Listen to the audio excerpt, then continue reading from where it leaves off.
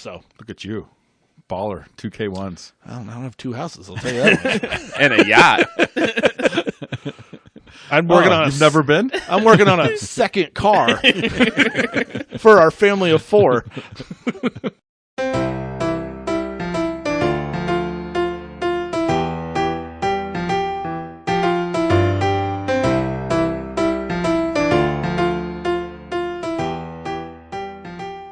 Welcome to our Film Fathers podcast, the definitive podcast about fatherhood, film, and fatherhood in film. This is Jelani, and with me as always are Rudy, the main motherfucking man, Glover, and Jason Bateman in every episode of Ozark, Martin, and Brady. Chad is nothing. He's like a beard, or whatever a lesbian beard is. A merkin?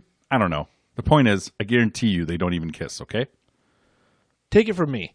Relationships like yours, they don't come around that often. They just don't. My own mother was married 6 times.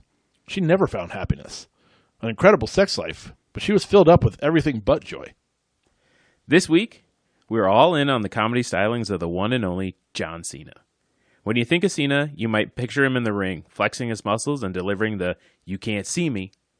But it's at least worth considering that his comedic chops are just as impressive as his wrestling skills.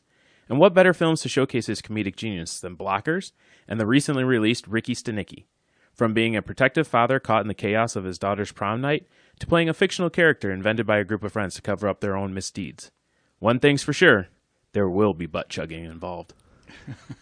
This was a much needed break into just silly movies for me. I feel like I haven't seen a new silly movie. Both of these were new to me. Oh, that's right. You hadn't seen Blockers. I hadn't seen Blockers. You hadn't? Okay, I was the only one. Okay, yeah, so I didn't realize that. We've done comedies before. We did Major League recently, and it was great to revisit an old classic. But to have a new comedy, 2 of them, was just like I needed this week. It was a definite change of pace fun. for us, and not for anything other than we've been. We just had our 200th episode. We kind of were like working towards kind of these like well-known big movies, and this was serious, big a rewatch of Blockers for me. But Ricky Stanockers, obviously being brand new, I had wanted to watch it, and it was so that was new as well. So before we dive in, Jelani, I didn't realize I should have known, but I didn't realize you were new to both. Yeah, so Blockers had been on my list for a while, and I just had never gotten around to it. I feel like I told you guys at some point about it. But. Yeah, and so with Blockers, I was impressed with how many comedic talents were in the film. Because I knew about the main characters. I knew about John Cena. I knew about Leslie Mann and Ike Barinholtz. Did not expect to see Hannibal Buress. Yeah. Briefly, randomly. June Diane Raphael. Sean Ralphio? So don't be suspicious. I just saw her. I just rewatched Long Shot with... Rewatched. I don't even know Charlize what that is. Theron and Seth Rogen. Oh, yeah, I saw that. Yeah, and she's in that. She's rewatched. You guys, it's clearly worth a watch. Yeah, it's a good. It is worth a watch. Comedy. I'm surprised you've already seen it twice. Yeah, but I was like you said, I was looking for good comedies. Yeah, and more recent comedies. So watching, and then Gary Cole. I'm a fan of Gary Cole's comedy. Sure. But yeah, it was good, and I'm a fan of Gina Gershon's Gina Gershon comedy. We got to do Bound, and Cocktail for when they make the new one. The thing that I kind of took away from this, that more so than even John Cena, because we knew we were going to go in and watch, Ike Barinholtz. Oh, Ike Barinholtz. He is good. He is by far good. Good. Cena's really funny, and I don't want to take away from that. Was our focus point. Yeah. And he has some moments in Blockers, but Ike Barinholtz is amazing. Yeah, I'm trying to think. I looked at what I knew him from, and I feel like I don't really know. I think it might be The League, because I saw that he was in The League for a couple of years. Do you guys remember him from there? But he wasn't a main character. No, he wasn't. I know he wasn't a main character, but that's on like I don't really know what I watched recognize him the from. Mindy Project. He was on that. No, I was going to say TV, I feel like, is where he's had some moments there. He was on the Mindy Project for multiple years, I think. I don't think I watched every season, but I enjoyed that show for a while when it was on. He is, but this feels like maybe one of the best things he's done. Probably has to be. Very funny. He's very good. The it was funny because as I was scrolling through and looking up things, Hannibal is in a thing called Out of the Loop. It's a documentary about Chicago comedy. Okay. And I think they might have mentioned Ike Barinholtz is in that too, because he's from Chicago too. Plus, Kay Cannon, the director, is also from Chicago. Okay. So it's interesting because, again, this movie is set in Chicago, and I'm just wondering if that happened to just be a coincidence, or did Kay Cannon be like, hey, I need to put Chicago comics in this they probably roles. And they probably just know each other. Yeah, right? so probably more of that, just that they have a relationship from being in the same city and scene. But he's by far the funniest part of the movie, and I mean, for Hannibal, honestly, doesn't do shit. Doesn't do anything. Kind of, I would argue, funny. Could have been underutilized because he is funny and underutilized for sure. But because of what he is, unless they cut a lot of stuff that he did, kind of possible. unnecessary that he's even in the movie. But and again, somebody's got to give Frank the tow truck card. Maybe to that point, a director pushing some of the people she knows. Yeah, the funniest part of him was when they were just saying like "fuck Frank," you know what? Fuck Frank. And they say, yeah, Frank's all right. But again, that's Ike. So who's June Diane? She's the wife. She's the ex-wife. Oh, okay. Yeah, we've seen her in some stuff. You've seen her in a lot of things. Long shot. She's she's a gynecologist in some movie that I saw her in. She's married to Paul Scheer. And so she's on the How Did This Get Made podcast with him and I see. Yeah. Jason Mantzoukas. Nice. Yeah, she's a random in Forgetting Sarah Marshall. Yeah, she was definitely one of those. She's kind of an also ran. Yeah, I think she's funny. She is in some stuff, but never really like. She runs in that like circle with like Paul Scheer and Jason Mantzoukas and doing like all of those, like Adult Swim, and she was in 8-Bit Christmas. Okay, that might be what I remember her from. Also, too. Chicago movie. Jason Mantzoukas is so funny. Oh my god, everything he does. I was just going through Brooklyn Nine-Nine, and he's in there. Yeah, just off the charts in there. Yeah. I laughed very hard when Ike Barinholtz shows up in the limo playing Tayo Cruz Dynamite. I just go, Brady. That was Mila's song for her birthday until she fell in love with the Eras tour and made a change. But Tayo Cruz, same thing, Johnny. I was dying. Yeah, we just talked about it. And then he's like, Tayo Cruz, Dynamite. It's just stuff like that is so random and simple, but like. And I feel you could put 100 people in that room, and some people will be like, "That's kind of funny." And like because of this random detail of my life that's come up here recently, I laughed way harder than probably most people at that. What do you think of like this? I feel like we've seen this type of story, right? It's almost like American Pie and the Sex Pact, and right, and the overprotective parent thing. It was a little. Well, this is a little different. This is like a romantic comedy, kind of like American Beauty. Did you watch the whole movie? The little things like that. This just has a lot of good. It was a lot of good jokes. Yeah. Well, and so I think you're right. The overall plot is the high school prom. It doesn't really matter. Like yes, this has all been. There was a book smart element. I saw it. I was like halfway through. I was like, I kind of think I should watch Booksmart again. Yeah, like Booksmart was so good. It tugged at my. Guys, I'm gonna be honest. I got a little emotional towards the end. I didn't see it coming, and with the Ike. Which speech? Ike Barinholtz? Yeah, the lesbian scene. Ironically enough, when he started crying, I was like, but that's it. Like it's this is we've talked about it ad nauseum, right? Like the. Watching things at different points of your life, and even though I was kind of very much in the mood for this like raunchy R comedy, by the way, just all comedy should be R. It's so dumb that they're not. It's just you're just ruining the potential. Yeah, absolutely. It's just God, it drives me nuts. But yeah, there was a little heart there, and I just like I felt like it was strong, and it came in. I was like, man, this deadbeat dad essentially cares and knew his daughter was a lesbian. Like he called that out, and everyone's like, "What?" Like he saw it, right? Like, and then what he said, like, if your friends are gonna, they're gonna love you more. Like, they don't. This is who you tell. Care. Yeah. It's exactly. Yeah. Yeah. It was sweet. I think that's what I enjoyed about his character, because at times like he kind of got obnoxious with certain things, but then like yes, can you guys get a beer? We should get a drink after this. But when he was like going through and be like, listen, she's going to go and make some choices, and that's her decision. Like, I'm going to let her do it. And how he was just...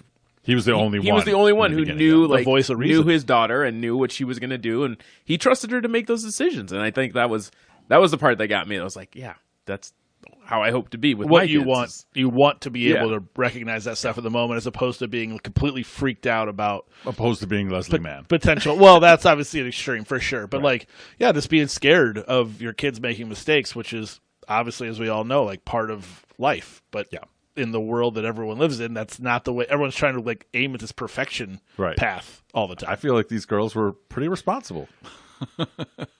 I mean, I think they were. They were obviously trying to enjoy their big moment, which, and I don't like the idea that like this is still a thing, that like prom is this like built up thing that like you have to, like, these kids are aiming for like this perfect night of, it's like, it's just a fucking another night, man. Yeah, that's why Cena's daughter was the funniest about it. She's like, yeah, you know what? I'm in. Give me the DMT cookie. That might have been a little much. Hanging out with the chef. The chef. Cooking up everything. But they were funny. Wherever the night takes us. The three girls were very funny too. I don't remember seeing them in anything. The man's daughter I recognize. Wait, which one was man's daughter? No, not her daughter in the movie. Well, the blonde she is girl. an actress. Yeah. What's her name? Not her real daughter. Okay. I'm saying Catherine Newton, the actress who plays Leslie Mann's daughter. Sorry. Apologies. I mean, I recognize her obviously from this movie, but also Ant-Man and the Wasp, Quantumania. I haven't seen that one yet. She plays Cassie Lang. Oh, she's Cassie. She's in Big Little Lies. Yep. Okay. I haven't seen that one either. Ooh, that's a mistake.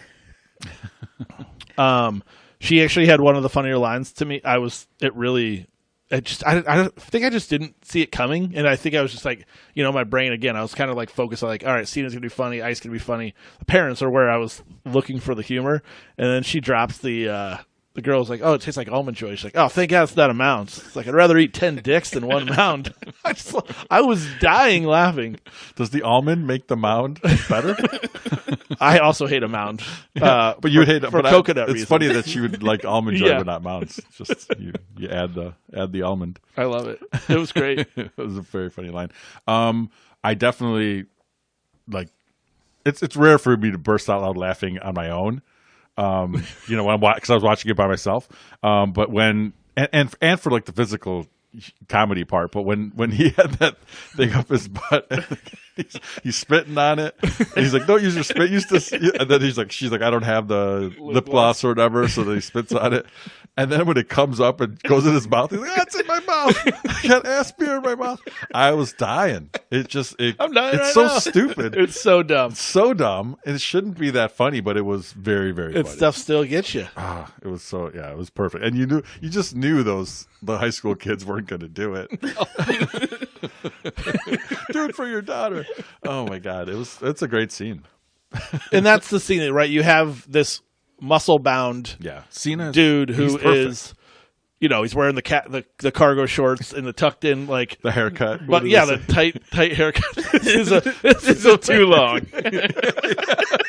This hair's too long. His delivery is really good. It really is. So timing, delivery is great. And we can talk more about it as we go here, but he is. So that was kind of the genesis of like these two movies, right, being watched. And one that we didn't watch is he plays Amy Schumer's boyfriend in her movie, like in Trainwreck. And he was really funny in that as well. Like he's like super gay, or makes super gay comments like over and over again, like while being like out with her, and it was like him coming into the scene. I watched wrestling when I was younger. I definitely did not watch when he was a thing, but I mean, that's where he came from. That's where his entertainment status or where his status came from to get into kind of the entertainment industry. And there's no way I could have ever envisioned him having this much comedic timing for someone like, not necessarily coming from wrestling, but just like stereotypically just looking at him being like, there's no way this guy's funny. Or not something else. Yeah. But he has it. And you see it in movies. You saw it at the Oscars this year. Right. He comes out, naked and costumes nails it so much. So much. And we big fan of the Peacemaker show on Max. he's really, really funny. Do you know who was originally tabbed for the role of Peacemaker?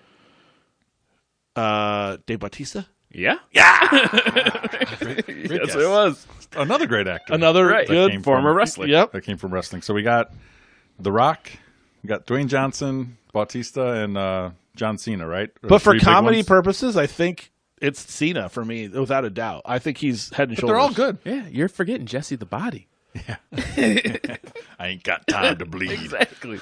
But yeah, in terms of comedy, I think and The Rock is. I mean, look, he's kind of done everything at this point. But I still Cena for me is if he's in it, I'm almost giving it a chance on that alone. I think his best work is still ahead of him too. Oh, probably. So, although he seems to be getting bigger somehow.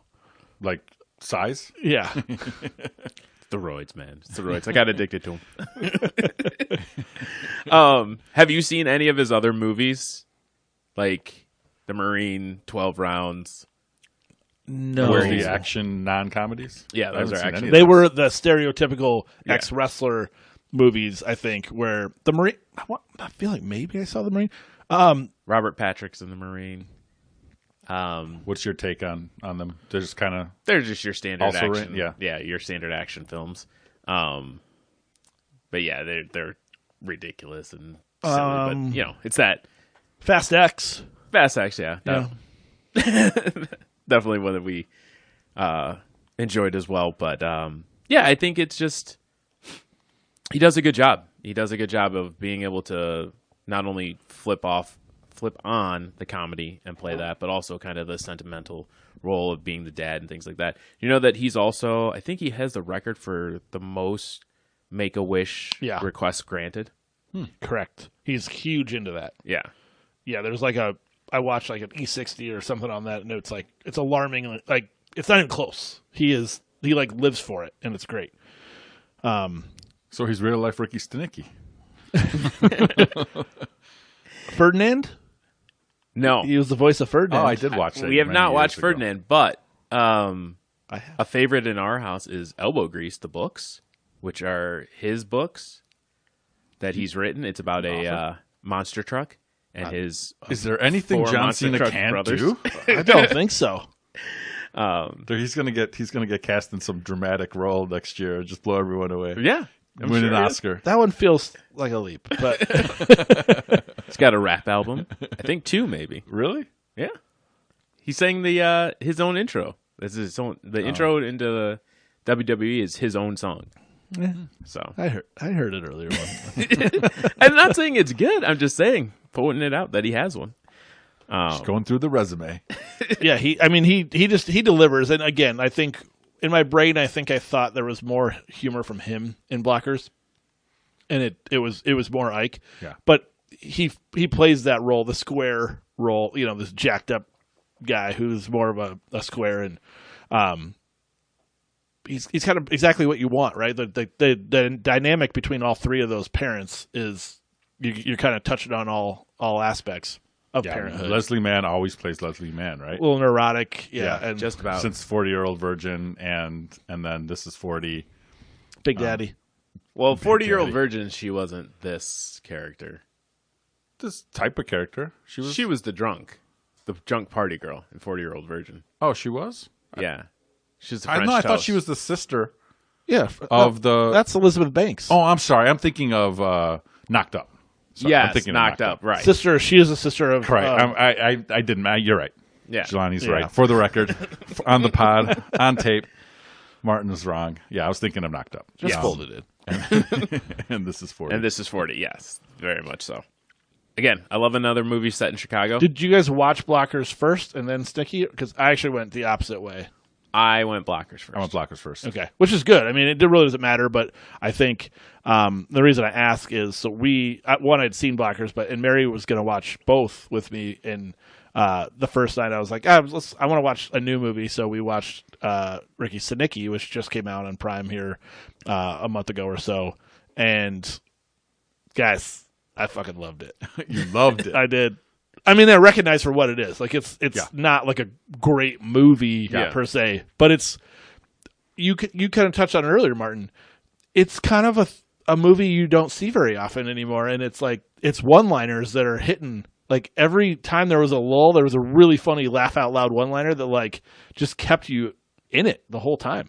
Mary and I were laughing hard, like out loud, numerous times. I did enjoy it. Yeah, I thought it was funny. There's just the name. Every time I hear Ricky Stanockers, I think it's so silly and funny. It does. It makes me kind of chuckle. I'm sure it'll lose its luster eventually, but yeah, the concept was good, and they had a lot of good actors, good characters as well. Like I like Andrew Santino. Is that his name? Andrew Santino? Andrew Santino. Santino, yeah, comedy or comedian. Comedy. It's comedy. A Chicago native. Another one? Yeah, Santino's Chicago guy. We had Jeff Ross and Jermaine Fowler. Jermaine Fowler. Jermaine I Fowler thought was was really good. good. We just saw him in Sorry to Bother You, right? Was he in that? Yes, he was, but we also saw him in Coming to America. Okay. Oh, that was a while ago. I can't believe you didn't remember that. Yeah, it was very, and Cena was very good in it. He was really funny. Like just the whole idea of him being like in character and at all times, even though he's a complete train wreck, no pun intended, but he's fantastic and directed by Peter Farrelly. Yeah. They had a falling out with the other Farrelly, with his brother. I don't know if there was a brother fall. I'm worried he just wanted to do his own thing. Right. Hard to say. I feel like they did split because one might have gone more dramatic and Were Farrelly. they connected? It's Were like they stuck on you. Like stuck on you? Wait, are you? Who's the one that said that's not as bad as we think? It's Brady. There's lines. There's lines. Yeah, I remember hating it, but yeah, maybe I'll get. What I appreciate in life is lines. The things I can't remember now that I used to. You could watch a movie and I could remember those lines for like another 4 years.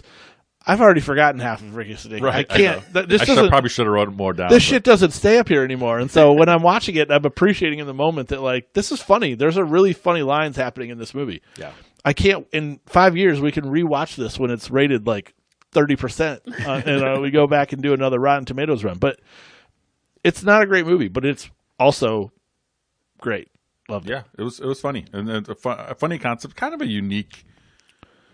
There were elements of it that were unique too. Yeah, I hadn't seen this type of the build-up, just the explanation of how they created him. I appreciate. It's like almost wrote the other kid's name. And it's like you can't write Stanton, and right. You know, a dumb kid turns it into Stanockers. Yeah, and I mean, I do feel like we've seen movies where they, there's a big lie, and you have to find a way to actually come clean and tell the truth, and that all stuff was maybe kind of done before. But yeah, I appreciated the somewhat uniqueness of it and the silliness of the name, and yeah, John Cena just being again very sincere in how he wanted to be a better person and all things at the end. Zac Efron, I didn't like him in this. I feel like he looked weird or something too. Mary was talking to me about before the movie started. Botox. She's claiming he had an something? accident and had to have surgery. Okay, I said I was like, are we sure that's not like an excuse they use for him to just get like the Hollywood touch up, plastic surgery done? Yeah, I don't know. But he was like the lead, and I don't know. I feel like we could have done better. Never had a problem with him before. I feel came down from all the roids that he was doing on Baywatch. Maybe. I'll tell you who I did like his wife Lex. Were they married or they weren't married yet? They weren't married. Not married because he was against it, but she's gorgeous. She just kept getting better. But yes, super funny with William H. Macy and what did he call it? Air dicking. Air dicker. never heard that line, but Trump does the air dick move, which is just very, very funny. That I'm sure that's why they put it in, because it's like that's how he dances. Enjoyed the Macy was good. I mean, I feel like Macy just really owns the role. I don't think he's necessarily got a wide range, but he really fucking dominates what he does in a good way. I mean, he's done really well. Shameless, he was, and he's been back as Fargo. He's kind of been into things, but this I feel like all this is not far off the same path. Like he just kind of is William H. Macy essentially. Yeah. That's what I think. I think you're kind of getting him mostly, but yeah, I mean, he was a really good boss / kind of try to be in on the fun. and the "fuck you Billings" scene at the table really. That's the part. That's Seen a mouse sit across the table. Oh and my God. Like, when he mouthed what'd you just say? He's like, I was just telling, fuck you to this guy over here. And he's like, yeah, fuck you, Billings. And then laughing, yeah, right. Like I made a joke. That was really, really funny. Again, perfectly delivered. Because that could have been fumbled very easily. Yes, with anyone else, but they did it great. I liked the when he announced that he's hired him and. Zac Efron was 100%. Like, "What the fuck did you say?" He's like, "What the fuck did you say?" Efron. That was awesome. That was a really, really funny moment. And then my other one that I laughed. This is me just being stupid. Was when they were talking about the pot milk, and he's like, "The dream cream." Yeah. He's like, "What?" He's like, "Dream cream." It's really good. Dream cream. The line that Mary and I were talking about repeatedly, and I know not to just rehash every funny line, but sure. The one that I was still laughing about the next day, and again after that, and then again today when I was talking about it was Cena talking about blacking out. He's like, I woke up after a 5-day bender and I was a manager of an Arby's. I don't know why. If it's Arby's, I don't know what it is in my brain. That to me is as funny of a line as you can just chef's kiss of perfect thing to be a manager of when you wake up. They got the meats. Him being, as we mentioned, him being in character throughout the whole thing was great, especially when Ricky. It's Ricky. When he was able to just turn it on and when the mom was coming at him about the charity, and then he had that that old school blackout moment where he just keeps going. That's a good call out. Yeah, the blackout. Right. And then when he was talking, he went full method, right? Right. When he was talking to William H. Macy about why they need to merge, and then that one he felt like he was just kind of bullshitting it, but at least he got the point across. Have you guys ever seen the movie Money Talks with Charlie Sheen and Chris Tucker? I'm 100% sure I did see it back then, but I couldn't but I can't remember anything of it. I got vibes of that with this because that's kind of similar where he has to go and impersonate somebody and then just kind of assimilate with the crowd that he's around. That's what I was saying. There's been movies like that, right, where there's a fraud and then somehow he works his way into it. I don't know, Don't Tell Mom the Babysitter's Dead, right? She's pretending to be, or even I got elements of Big. Where it's a kid gets hired at an ad agency and he's impressing everybody, right? With or not a toy company or whatever in Big, but there's elements of other movies that are in this, done in a an interesting way that the friends made up the character, since childhood. Did you guys know the DJ that they were going to see? RBA? No. RBA? Yeah, should I? I didn't know him, and when I was looking up stuff, it came up, and they're like, he's definitely known. It's a thing. And he's super, I think it's a heavy fan base, and it's really, he interacts with the crowd a lot, and he riffs off and that was him, right? And yes. Yeah. Show, he looked insane. He is. That's why when I saw him, I'm like, oh, that's the real guy? He seems... You see, some of his stuff, he's just, out there. Yeah. Comes out in a bathrobe and just does his sets and has I've seen a couple of clips of his stuff and heard a couple of his songs and you're just it's different, but he's good. Yeah, I definitely didn't. What does he say to the guy? We're like, how'd you like that that show? And he's like, fuck you. It was awesome. He didn't deserve that. Yeah, I'm sorry, he didn't deserve that. As he was walking away, the guy I noticed he had 2 broken legs. He had one in a boot and one in a cast. I was like, oh, that sucks. Well, you try to get a balloon out of a tree. It's not going to end well. That's the only reason he didn't go to the show, yeah. You walked out Martin's sidewalk out front. Slipped in the middle of June on the ice. Slick. You got to be careful. No sun. The other thing that I noticed about, and I think this is credit to the Farrellys, or Peter anyways, is that the inclusivity that he has with the cast, people with different disabilities or abilities in the cast. 100%. It was noticeable for sure. Yeah, but not like he just threw them in there to throw them in there, but he had people in different abilities and roles, Wes's boyfriend. Yep, we had the brace. Yeah, which is none of it's story related, right? It's definitely, but yes, he has that. You have a woman at the boardroom table who's quadriplegic, maybe, I believe so, and because she looks up something for him. Yeah. And that wasn't it, but there were. Yeah, I agree. I caught it and I didn't know if there was something to it, but it was enough that I wondered if so. Yeah, and I think that's just him, like, because he did the one with Woody Harrelson and the kids with Down syndrome, the Champions, I think the movie was. Yeah. I think that's a Farrelly movie too. Really?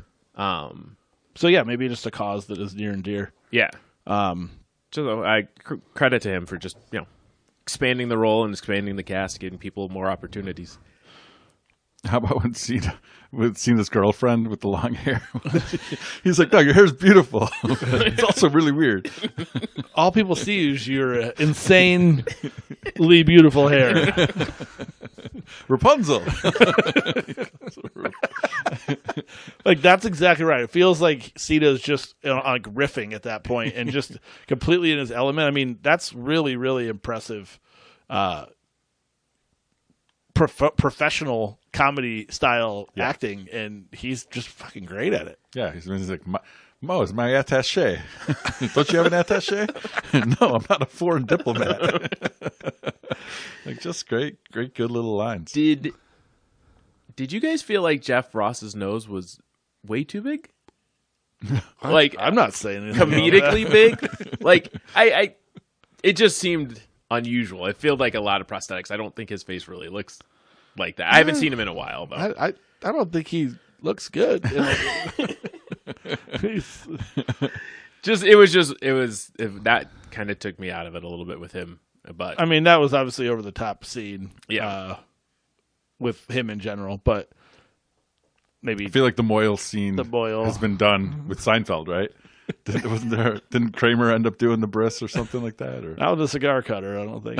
Not with a cigar cutter, yeah. That was a little over the top, but whatever. There's always some. It was just a little off the top. Real hog. No, but he had it. From what I understand, the boy was packing. He had a real hog there. He's gonna have fun with that down there when he's older. But yeah, so I think I would like to see more from Cena as far as comedy. I think he does a good job. I think we all agree on that. And while Ricky Snicky isn't going to go down in the Hall of Fame of comedies, I think it was a good, something fun, something new. Yeah, I totally agree. Like, you need these kinds of movies. I think every once in a while, that is somewhat unique but somewhat familiar, really with a really good strong.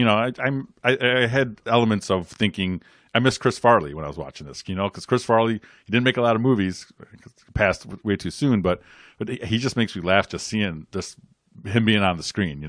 Yeah. And I feel like there's an element of Cena like that to me, like where I just see him, I know he's going to make me laugh. He can command the scene, and I felt like him walking around, looking like Indiana Jones at that party.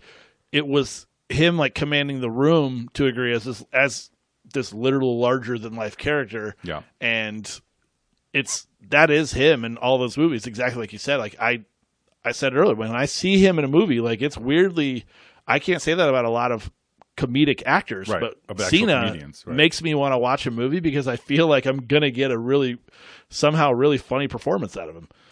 And it's crazy to say, but that's pretty impressive. Yeah, I think so too. As always, thanks for coming out tonight, ladies and gentlemen. So horny to be here. So horny to be here. Thanks, and save it for the pod.